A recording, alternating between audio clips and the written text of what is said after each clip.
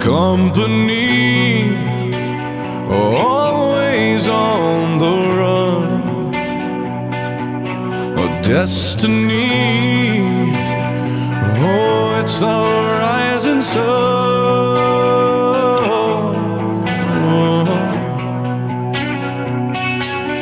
I was born, a shotgun in my hands, behind the gun, I'll make my final stand.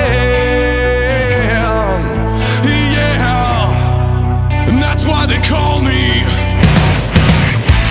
bad company.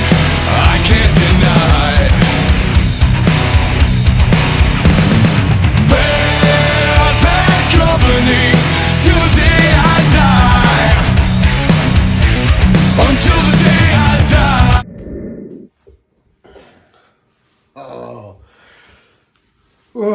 Greetings from Gettysburg, Pennsylvania. Here in the bungalow this morning. Hope you all are well. A cup of mud. I thought I would give you guys a different angle.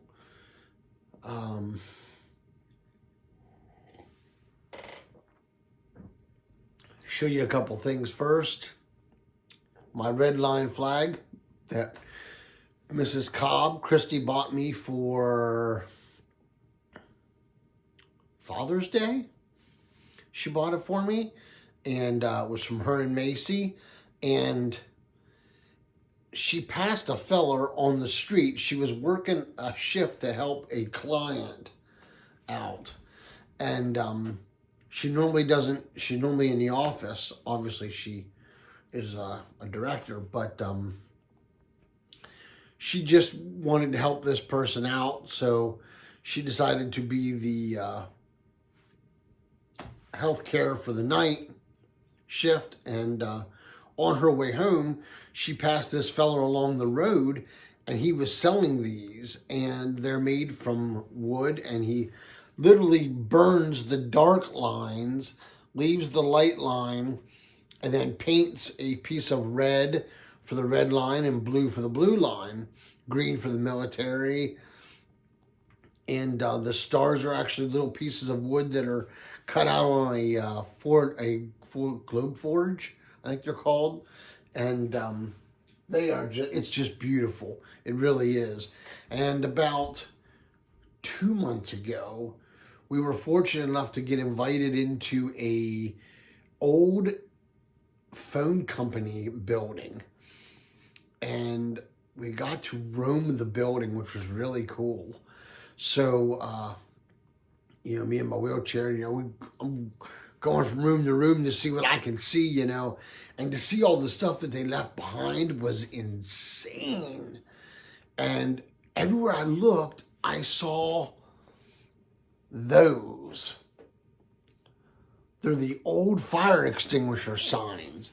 Now, this building was built in 87, late 86 into 87. And then in 1988 was when this phone company, one of many, Verizon was in there. There was another couple phone companies. I don't remember what they were. They were smaller. And they came right in, and that was what it was. And they had those signs everywhere where there was obviously fire extinguishers. And to find signs of that age like that in mint condition is unheard of, okay? So my wife's buying these old metal desks for down in the basement. That's why we were there. And the guy, knew I was fire department and everything, and we were chit-chatting, and then all of a sudden, I saw them, and I was like, wow, they're everywhere. And he goes, do you want one? And I'm like, can I have one? And I was like, whatever you want for it. The guy's like, I don't want anything for it. I'll take one down for you. And he took one down for me, and it is in mint condition. I mean, literally, it looks like they unwrapped it out of the box, unwrapped it from the tissue paper, put it where they wanted it, ran the screws into the wall, and was done. It was in perfect condition. So I had went ahead and just put a couple of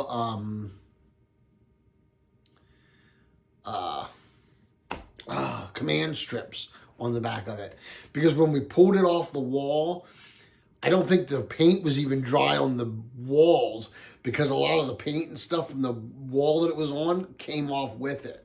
So, but that's cool. I don't care. I mean, I thought it was really, really neat, and it was definitely something I had to have, because you just don't see them very often, and to have something old school like that was pretty cool, I thought. So, anyway, you read the title. The title of the video is my first pipe and my first tobacco. So basically my first smoke. Well, my first smoke with a pipe was in June of 2016. It was at Boswell's, out of all places. How cool was that? And in the room at the time, we were upstairs, and Uncle Butter and I went, and I did not want to try a pipe at all. Like, I was very hesitant on it, and he was like, look, you know, you got to do this. It's not that hard. It's you know, you're putting way too much thought into it, Sean. So I was like, all right, fine. So we went, and we walked in. You know, I got to meet Archie, and I got to meet Dan Boswell, which was really exciting for me. And Dan and I chit-chatted a little bit, and you know, I got to know him a little bit there in the beginning. And I picked out 2 corncob pipes. Well, actually, the first pipe I bought was that day, and that was this pipe right here. It's a Country Gentleman, and as you can see, it has seen better days for sure. But I will tell you, this just keeps on going. This is the second stem that I've put on it.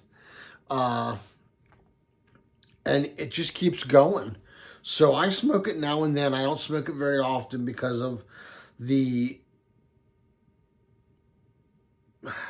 sentimental value that it has to me. I want it to last. So that was my first pipe. And in it was Boswell's Sweet Dreams. That was my first smoke. It's an aromatic blend. It is a vanilla kind of flavored tobacco. It is very nice. It didn't burn me. I was able to, being a cigar smoker, I knew how to kind of control my cadence when he said I need to really keep that under wraps or it'll burn me. And so I did that, and it was good. I didn't pack it quite right, but who does the first couple of times? First couple of times I threw away some tobacco at the bottom, and I was like, so the first time I actually, like, I guess a week or so in, I finally got the first burn where I burnt like almost everything in the bowl. And I called Fred, I called Uncle Butter at work. I'm like, you're not going to believe this. And he was like, oh my gosh. So that was a memory that will always live with that pipe. Then not too long after that, I decided to dive in, and I bought this corn cob, which is the Acorn Devil Ants. Now this is the original stem from it. As you can see, it's been gnawed on and everything else. But I love this pipe. I love this pipe. And I need to get someone to make me a smaller saddle stem for it. That way I can have a forever stem for it. But the downfall to it is this. The shank comes out. So I got to glue it. That should probably be a video. In fact, I may do that today as a video.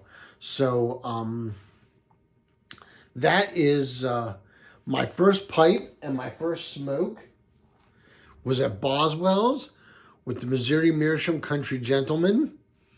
and it was Boswell's Sweet Dreams. Thank you, Rockin' Randy at Slow Motion Piper, for nominating me for this video.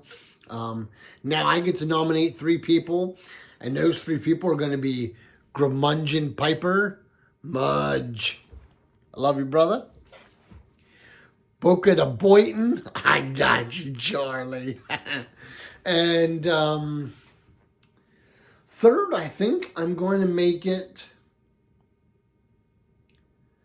Sarge Savinelli. I haven't heard, so I would be curious to know what Sarge's was. That would be really, really cool to hear. So those are my 3: Curmudeon Piper, Boca to Boynton, Sarge Savinelli. If you haven't ever heard of those folks, the names and links will be in the root cellar. Slide over, hit the arrow, drop into the root cellar. It's down there, along with a bunch of other links, Briar Report, BRTV. You can help Renssy Rios with his music. And, of course, my email address. So thank you so very much. I appreciate all the love and the support. We're almost at 1,000, guys. And that's just so hard to believe. And I just want to thank everybody for all the support over the years. So thank you so very much.